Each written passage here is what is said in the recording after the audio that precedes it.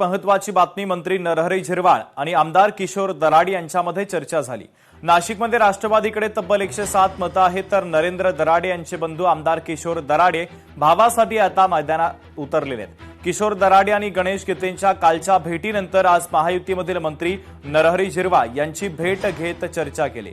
कुठल्याही चांगल्या कामाची सुरुवात गणेशापासून करायची असते, म्हणून गणेश गीते यांना भेटून त्यांच्या पत्नीकडे मतांचा जोगवा मागितला असं किशोर दराडे यांनी म्हटलंय. तर झिरवाळांची तब्येत बरी नव्हती, त्यामुळे त्यांना भेटायला आलो अशी प्रतिक्रिया किशोर दराडेंनी दिली. महायुतीचा धर्म सगळ्यांनी पाळावा असं झिरवाळ यांनी म्हटलेलं आहे. कोणती कामाची सुरुवात जर करायची असते तर चांगल्या ठिकाणी करायला पाहिजे. श्री गणेशाची सुरुवात झाली पाहिजे. गणेश त्याचं नाव आहे आणि त्याचं निश्चितचं मतदान आहे, म्हणून सुरुवात करायची तर गणेशापासून करायचं. आणि त्यांच्या बहिणी, माझ्या बहिणी, त्यांना मताचा जोगा मागण्यासाठी त्यांच्याकडे गेलो. मला काय असं सांगता येणार नाही. आव्हान वगैरे असं मी कालही सांगितलं, आव्हान वगैरे काही नाही. युतीचे 475 मतदान आहे, त्याच्यामुळे कुठेही आव्हान वाटत नाही. झिरवाळ साहेबांची तब्येत बरोबर नव्हती, त्याच्यामुळे झिरवाळ साहेबांना भेटायला आलो. मी माझ्या बरोबर चर्चा केली असं नाहीये. मी आता हॉस्पिटलला आलो होतो, रुटीन चेकिंग असते, आणि तेव्हा तेवढ्यात मला दराडे साहेब भेटले.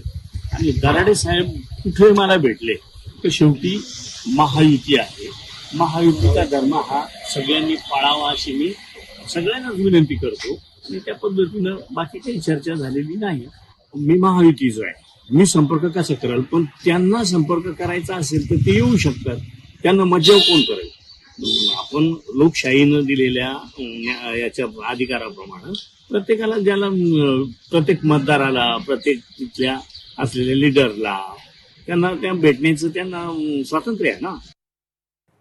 पुढची महत्वाची बातमी आपण पाहूयात. नाशिक विधान परिषदेच्या निवडणुकीमध्ये महायुतीचे उमेदवार नरेंद्र दराडे हेच विजय होतील असा विश्वास उपमहापौर विलास शिंदे यांनी व्यक्त केलाय. आमच्याकडे स्पष्ट बहुमत असल्यानं गोकुळ गीते यांनी उमेदवारी कायम ठेवली तरी नरेंद्र दराडे यांच्या विजयावर कोणताही परिणाम होणार नाही असं विलास शिंदे यांनी म्हटलेलं आहे.